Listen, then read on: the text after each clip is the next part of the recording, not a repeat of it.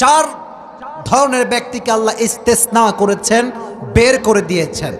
চার ধরনের ব্যক্তি হচ্ছে সফল।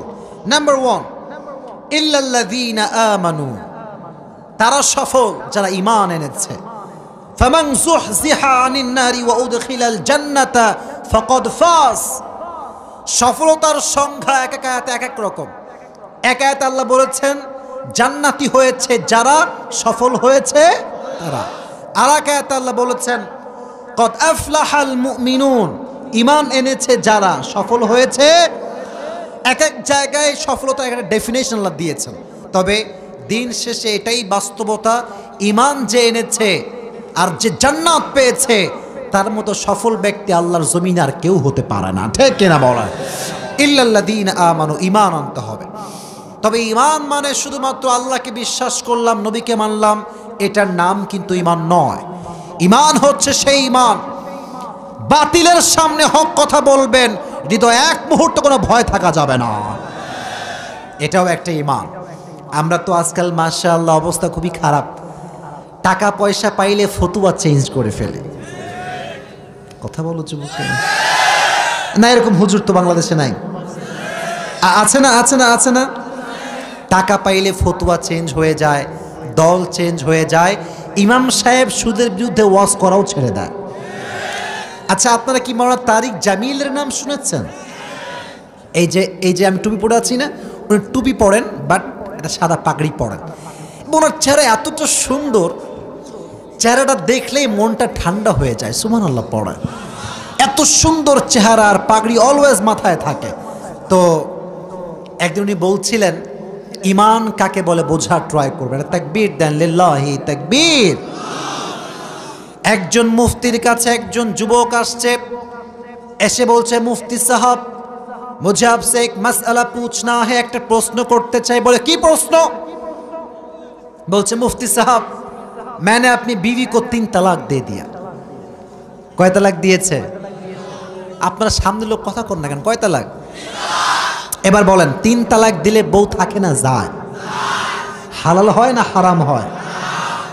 তো বলছে হুজুর প্লিজ मैं अपनी बीवी से बहुत ही मोहब्बत करता हूं, कोई मसला तो होगा आपके पास हलाल करने के लिए, एक फतवा प्लीज।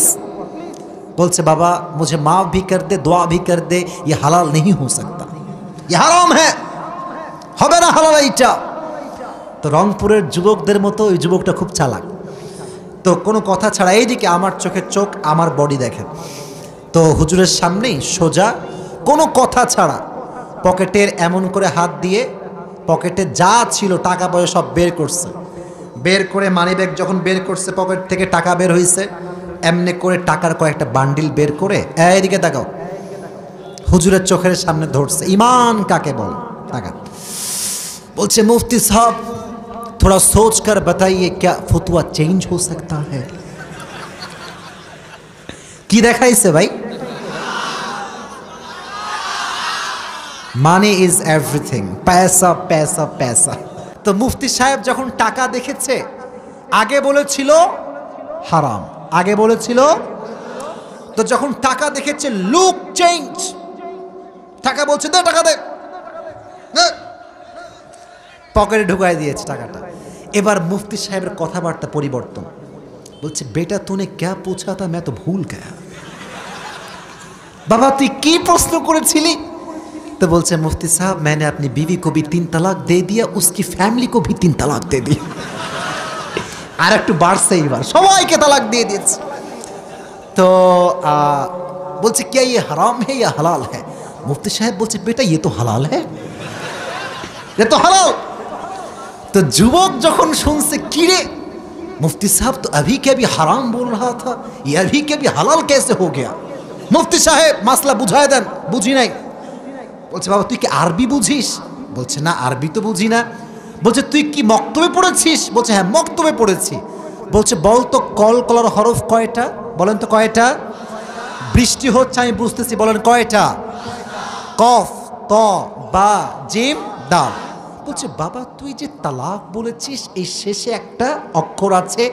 আরবি হচ্ছে এমন একটা ভাষা যে ভাষার একটা অক্ষর চেঞ্জ হলে মিনিংটা চেঞ্জ হয়ে যায়।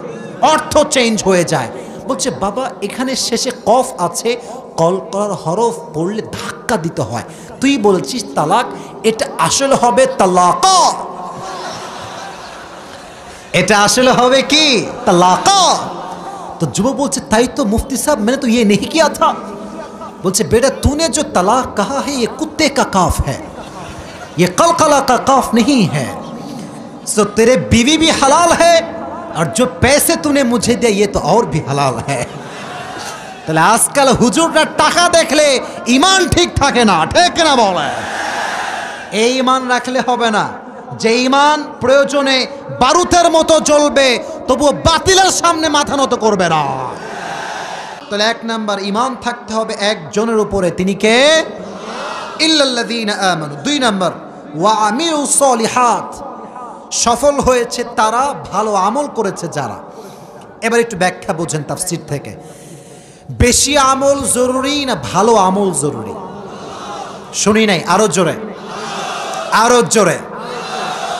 এক্সাম্পল দিচ্ছি আপনাদের। সৈয়দপুরে আমি আজকে মাগরিবের নামাজ পড়েছি, সৈয়দপুরে মডেল মসজিদে। আচ্ছা আমি একটা এক্সাম্পল দিচ্ছি। মনে করুন আজকের এই মাহফিল থেকে একজন যুবক রংপুরের মডেল মসজিদে গেল, 70 রাকাত নামাজ পড়লো। কত রাকাত? কিন্তু যুবকের ওযু নাই, নামাজ হবে? বলেন না কেন হবে?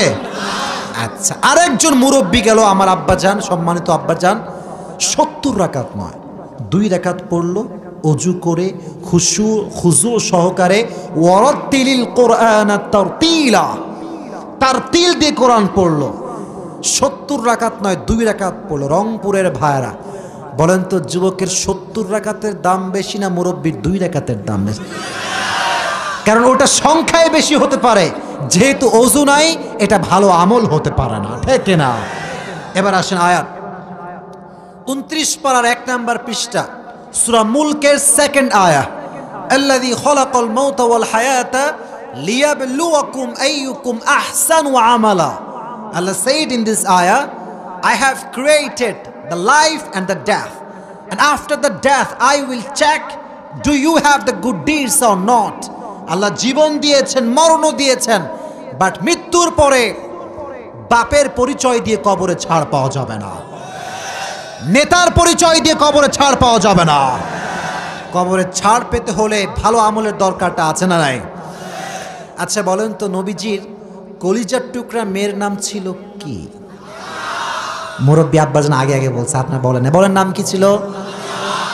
আচ্ছা বলেন তো ফাতেমার মতো নারী আজকালকার যুগে আর পাওয়া যায়?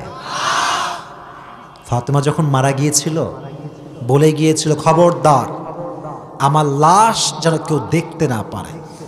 মৃত্যুর পরে লাশ কাউকে দেখায় নাই, সাইজ বুঝে ফেলবে মানুষ, মোটা না চিকন বুঝে ফেলবে মানুষ, এই জন্য সাইজ দেখায় নাই।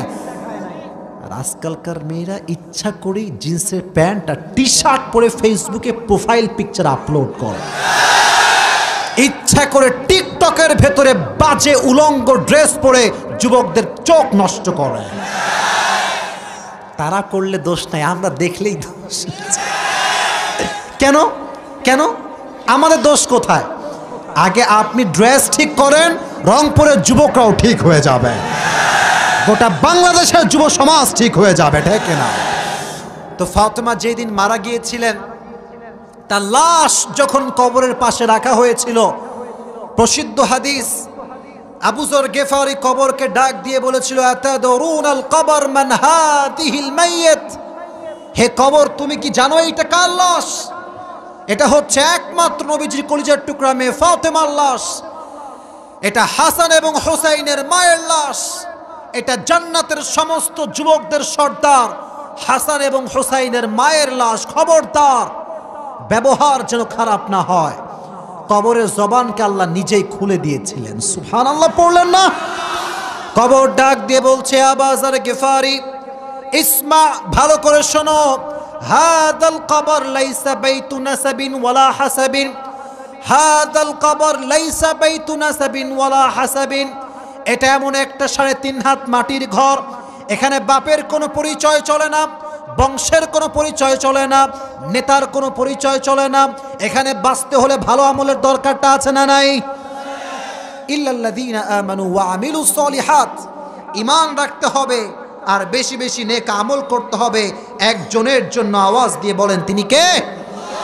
যে কোনো একজন যুবক দাঁড়াবা এখন, যার বউটও কেউ নাই, দাঁড়িয়ে বাঘের বাচ্চার মতো তাকবীর দিবা। দাঁড়াও।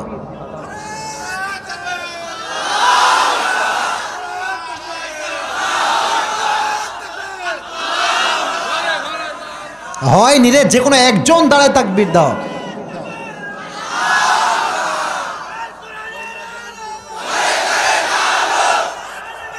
বৃষ্টি দেখছেন, পুরো গা ভিজে গেল, পুরো গা ভিজে।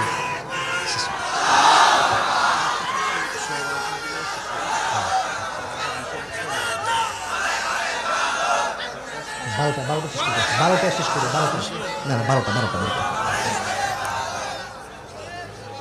টাকা পড়ে গেছে নাকি? আয় হায় হায়। আচ্ছা, এবার আমি তাকবীর দিচ্ছি, লিল্লাহি তাকবীর। আপনারা খেয়াল করে, আমার চশমা ভিজা, জামা ভিজা, কোটি ভিজা, সব ভিজে গেছে।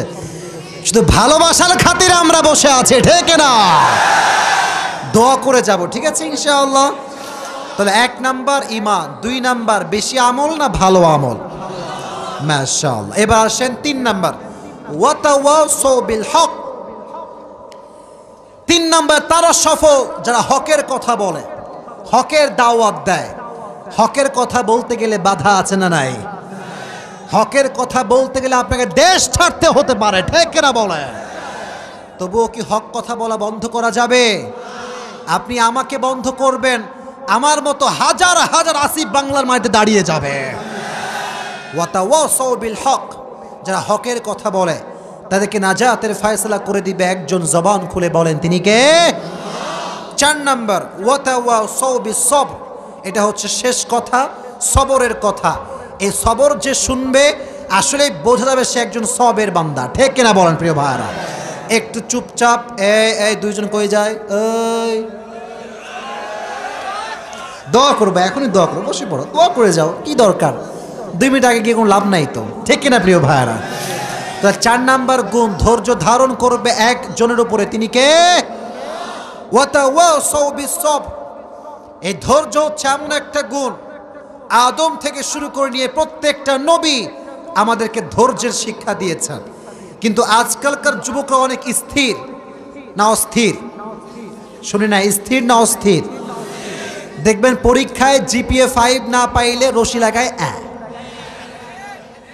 কথা বলেন, কথা গলায় ফাঁসি দেয় না মাঝে মাঝে? আচ্ছা কি লাভ? আচ্ছা এখানে একটা দায় আছে, এখানে বেশিরভাগ দোষী আব্বা এবং মা।